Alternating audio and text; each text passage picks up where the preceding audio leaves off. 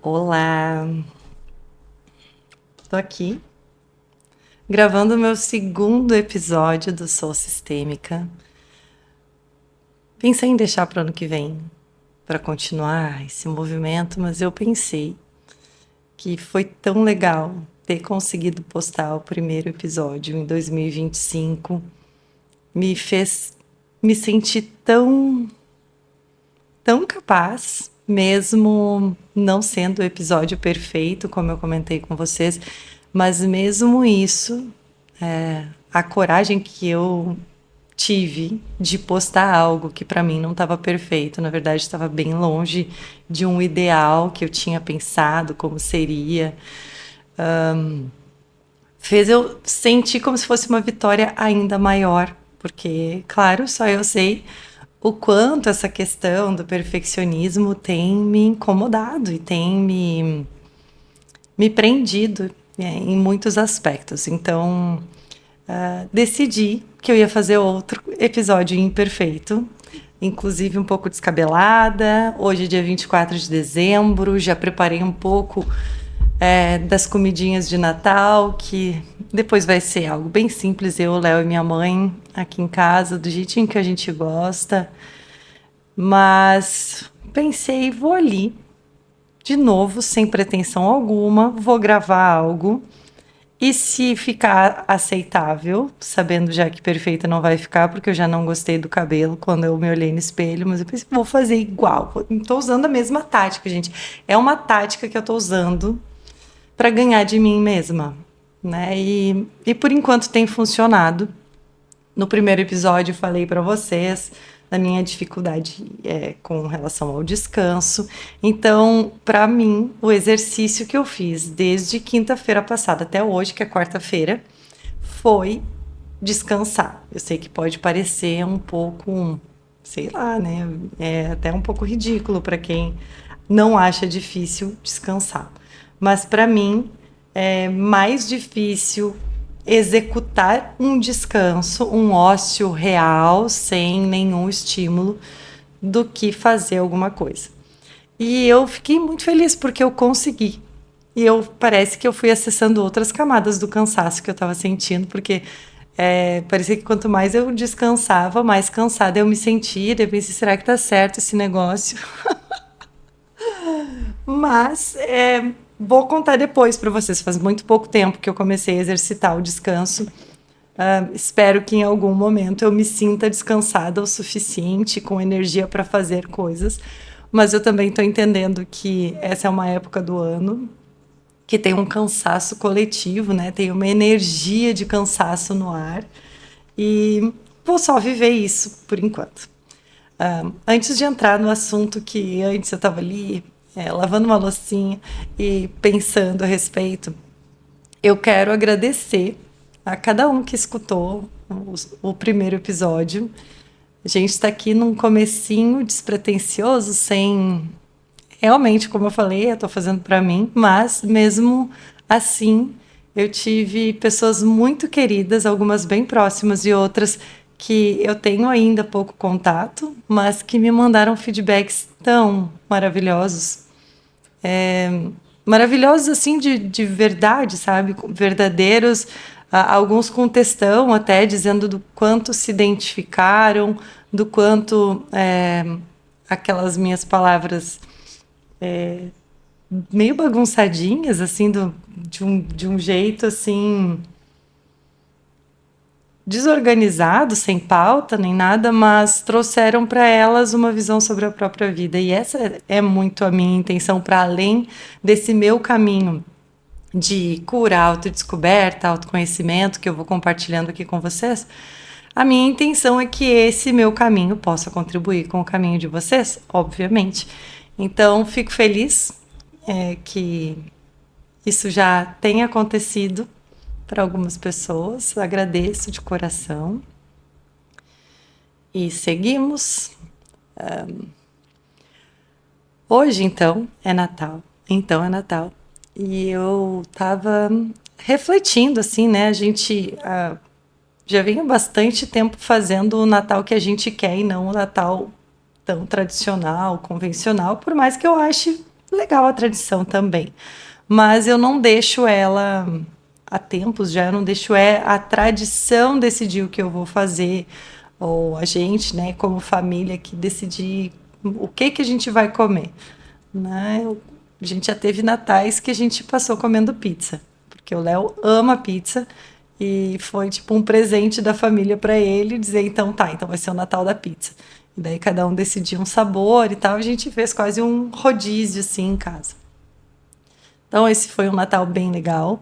Esse Natal não vai nem ser muito tradicional, nem pouco tradicional, mas a gente decidiu fazer de ficar em casa, de não fazer grandes reuniões, de não colocar grandes expectativas na data, mas assim, eu percebo que existe, inclusive vi muitos memes na internet, né, com muitas dicas de como se sair um pouquinho melhor naquele jantar da família, no almoço da família, para não brigar, para evitar conflitos e como sobreviver a essas festas, né? E eu percebo que a maioria das pessoas nessa época faz o que tem que fazer e não o que quer fazer. Eu não sei o que seria o que cada um quer fazer, mas às vezes até quem decide o que vai ser feito não faz exatamente o que queria fazer. E, e acaba que todo mundo segue um script, assim, segue um roteirinho do Natal, né, do almoço ou da janta na casa de alguém que a pessoa não queria ir, e a pessoa que está recebendo muitas vezes está exausta, talvez ela nem queria receber tanta gente, ela queria receber algumas pessoas, mas não pode excluir, não pode deixar de convidar. E isso gera, assim, né, um efeito dominó de infelicidade tão esquisito. E é difícil entender por que esse padrão segue acontecendo ano após ano. Mas agora, parando de falar de Natal, porque tá, o Natal é uma data, e se for só no Natal que a gente topa, então, fazer o que a gente não queria fazer, mas só para passar aquele momento na família e não gerar desconforto, tá, ok, vamos lá. Isso é o ideal? Não é o ideal. Para mim, não é o ideal. Eu acho que nenhuma data do ano a gente deveria fazer só o que tem que fazer. E às vezes o que tem que fazer não é algo que teria que fazer mesmo, mas que a gente fala, não, eu tenho que ir lá. Eu tenho que passar o Natal na minha mãe, eu tenho que passar o Natal no meu pai, com a família do meu marido. A gente às vezes coloca essa imposição para a gente mesmo, né? Ou tem alguma dinâmica na família que leva a isso. Mas o quanto da nossa vida agora está começando um novo ano, né?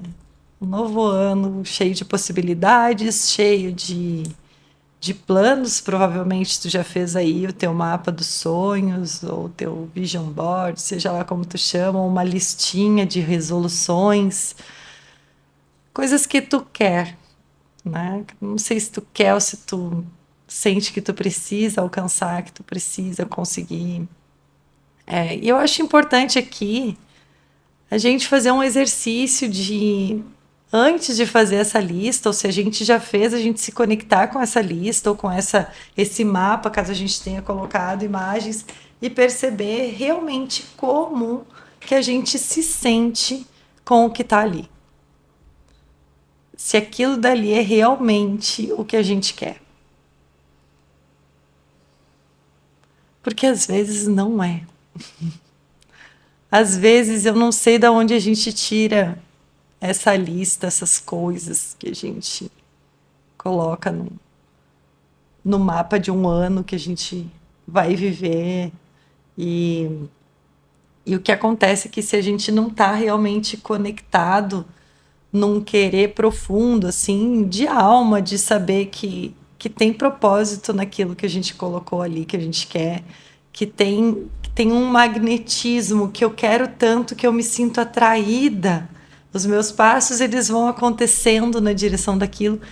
Aquilo tem grande chance de não acontecer, ou se acontecer, vai fazer com que eu viva, vai me exigir um ano miserável para chegar no objetivo que talvez eu nem queria tanto.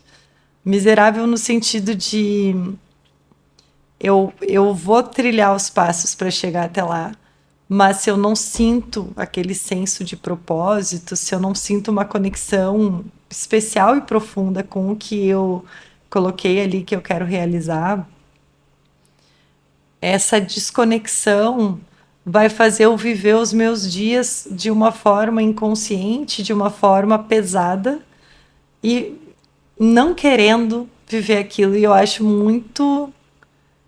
Eu acho que a vida é muito curta para a gente se permitir viver um ano inteiro fazendo o que a gente não quer por um objetivo que nem é tão importante assim para gente.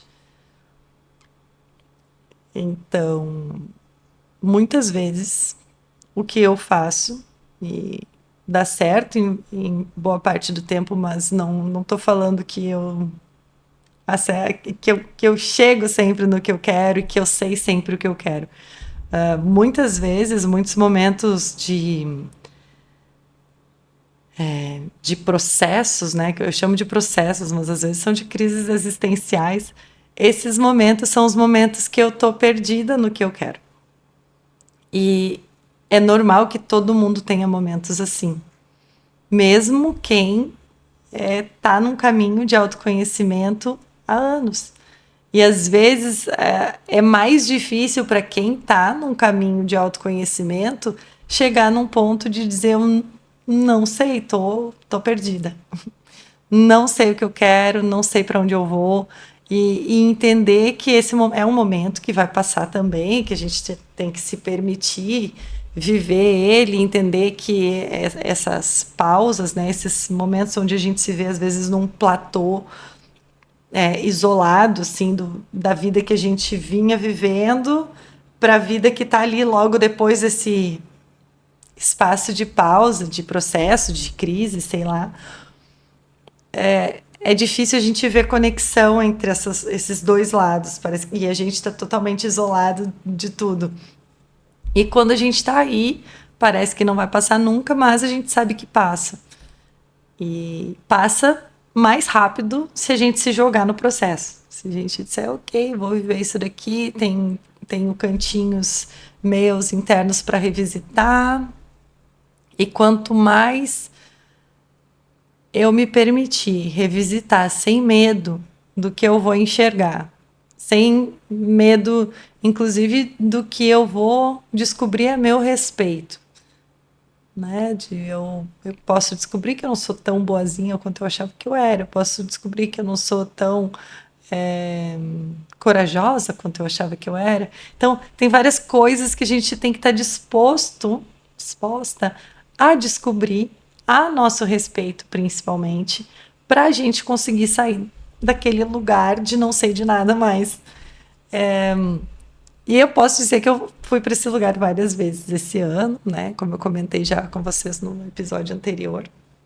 Mas toda vez que eu ia para lá, tem o aspecto da dificuldade de estar no lugar perdido, mas tem, se a gente for com um mínimo de curiosidade, pode ser divertido, né? Tirando todo o resto, que é também, né? Às vezes é pesado, às vezes é difícil, às vezes a gente fica lá, tipo. Eu usei esses dias o termo e me pareceu bem apropriado para minha situação, pelo menos.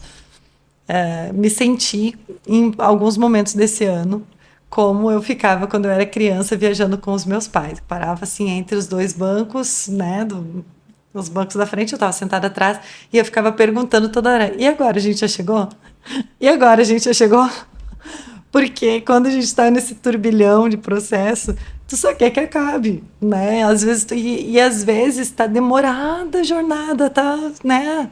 É, quando a gente é criança, a gente tem menos paciência, né? Então, às vezes era uma viagem de 2 horas, né? E eu achava insuportável ficar tanto tempo assim esperando para chegar onde a gente ia chegar. E às vezes um processo espiritual, de autoconhecimento, emocional, alguma cura, ela vai levar o tempo que ela precisar levar.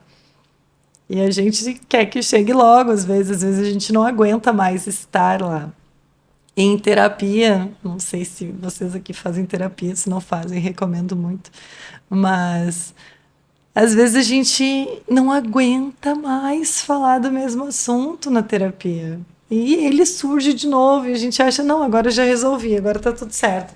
Passa de novo alguns meses ou anos, volta lá, no mesmo lugar, no mesmo assunto, na mesma idade que tu tinha. E aquilo ainda tem alguma camadinha dentro da gente para ser acolhido, para ser liberado. E é bonito, é bonito. Então, dentro do que eu quis trazer para hoje, era que a gente se permitisse o processo de saber que de vez em quando a gente vai revisitar os lugares menos agradáveis que a gente já esteve, mas eu acho muito importante a gente revisitar eles com a consciência de que a gente já não está mais vivendo eles, de que eles já aconteceram, eles já passaram e que a gente precisa ir lá só para entender alguns aspectos do que aconteceu lá quando a gente ainda tinha outra mente, mas a gente revisita com a mente que a gente tem agora, com a maturidade que a gente tem agora.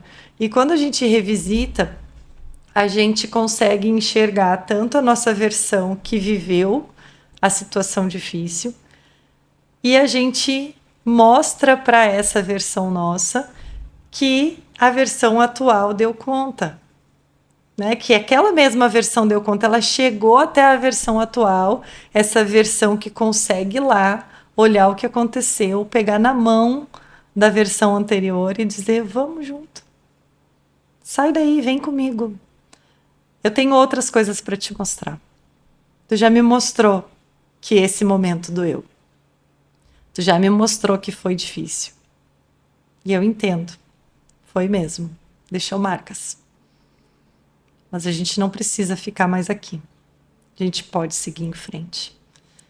E daí a gente segue em frente, sabendo que aquilo lá não nos limita mais, seja para a gente conseguir dizer um não quero, quando a gente não quer, para a gente conseguir pensar no que a gente quer sem o medo de não conseguir, sem aquela insegurança, sem a carga das frustrações de quando no passado a gente quis algo e não conseguiu.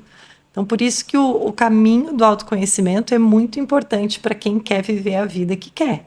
Porque, primeiro, tu precisa te conhecer para saber o que tu quer e o que tu não quer. O que tu vem, talvez, comprando de ideias de outras pessoas, do padrão status quo da sociedade, do que é que as pessoas normalmente querem na idade que a gente está. E começar a dar espaço, né? Quando a gente vai se liberando disso, de tentar enxergar a nossa vida na vida dos outros, a gente se libera disso e a gente começa a enxergar a nossa vida como uma oportunidade única. Única de viver algo único e especial através da nossa vida, através dessa personalidade que está somente em nós. E a partir dela, a gente vai sentir impulsos, vontades, a gente vai olhar para o mundo com essa lente que se construiu através das nossas experiências. Claro, teve através também de coisas que a gente aprendeu com nossa família, com as pessoas que estiveram ao nosso redor na nossa primeira infância. Então, sim, temos um padrão, uma lente com a qual a gente vê o mundo. Mas até essa lente, ela pode ir sendo modificada com o tempo. A gente pode ir lá dar uma limpadinha nela, então ela não fica tão poluída, enxergando assim com alguns resíduos, né, que foram colocados, que muitas vezes não tem nada a ver com a nossa personalidade, muitas vezes não tem nada a ver com o que a gente sente que a gente veio fazer aqui. E essa visão de mundo deturpada pode muitas vezes nos tirar de um caminho que seria o mais feliz e saudável para a gente. Então, aquele exercício, retomando o que eu falei antes, se tu não fez ainda uma listinha para o ano que vem, não precisa ser uma lista longa, não precisa também ser uma lista pequena. Os sonhos, o que tu enxerga para o teu próximo ano, pode ter o tamanho que tu quiser. Mas é olhar e se conectar com aquilo e pensar o que eu realmente sinto com relação a isso que eu escrevi, que eu quero. E daí tenta perceber a resposta do teu corpo. A mente ela é um pouquinho mais difícil de identificar. Ela traz um monte de informação, ela começa a trazer também um monte de dúvida, dificuldade, e ela traz às vezes tentando já fazer um caminho de como a gente vai chegar lá, e não é esse o exercício, tá? O exercício é que tu olhe para os objetivos que tu colocou ali e sinta. Primeiro, pega um dos objetivos e te imagina realizando ele, percebe como o teu corpo responde.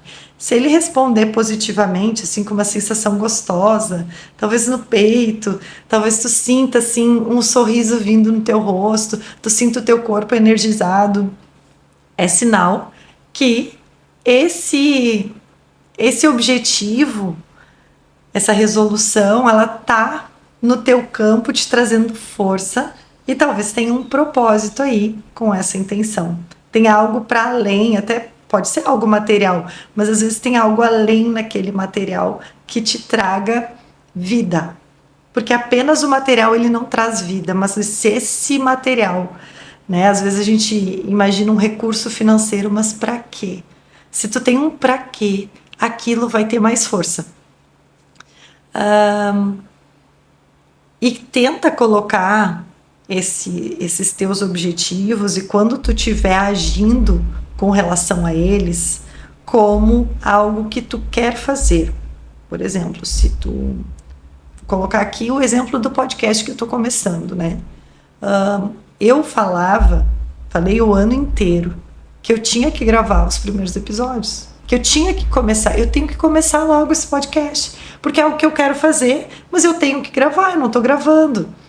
Então, esse tenho que gravar, quem é que estava me mandando gravar? Eu não tinha que gravar nada, mas era algo que eu queria.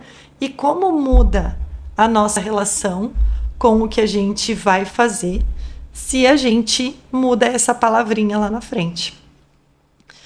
Então, sempre que for possível evitar dizer eu tenho que, evita. Aí, como tu pode substituir? Tu pode substituir por eu quero fazer. Agora dei o exemplo do podcast, mas tu quer ir no mercado, tu quer visitar uma amiga, tu quer visitar tua mãe, tu quer viver tua vida, não quer viver tua vida? Tu quer ir para o trabalho, tu quer ter mais alunos.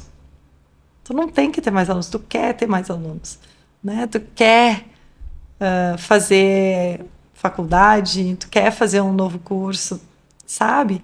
A gente coloca um peso grande no tenho que. E tudo que a gente começa a dizer de novo e de novo que a gente tem que, tem algo dentro da gente que acontece que aquilo que a gente até gostava de fazer se torna algo pesado. Um exemplo que eu vivi por um tempo era com a prática de yoga. Eu amo praticar yoga. Mas por bastante tempo eu dizia, eu tenho que ir lá praticar. Eu tenho que fazer minha prática ainda hoje. Eu não fiz minha prática, eu tenho que ir lá fazer. Eu não tenho que fazer, eu quero fazer minha prática. Eu quero ir treinar. Eu quero caminhar até a praia, pegar um sol, quero pegar a brisa do mar. Sabe? A gente querer viver, em vez de ter que viver. Porque a gente não tem que nada, mas a gente pode. E que bom se a gente quiser. Né? Que bom se a gente quiser viver a nossa vida.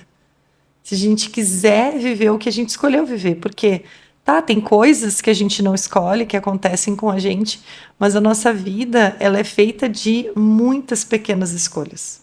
Às vezes a gente não consegue mudar algo grande, mas a gente consegue mudar todos os dias pequenas coisas se elas não estão adequadas com o que a gente quer. Certo, gente? Acho que já falei bastante. O recadinho era para ser curto, era para ser só mais um episódio ainda em 2025, um episódio natalino com uma energia de descanso, de leveza, de uma vontade de fazer coisas diferentes. A partir de agora, não vou falar em 2026, porque eu ainda tenho 7 dias em 2025. E nesses 7 dias, eu pretendo continuar construindo um novo padrão. Esse padrão de uma Rebeca que consegue e quer descansar. Eu não tenho que descansar, eu quero descansar. Também isso eu estou mudando. Vou fazer a minha listinha agora do que eu vislumbro para 2026 e vou colocar os caminhos do que eu quero fazer todos os dias para chegar nesses objetivos. Espero que vocês façam aí também.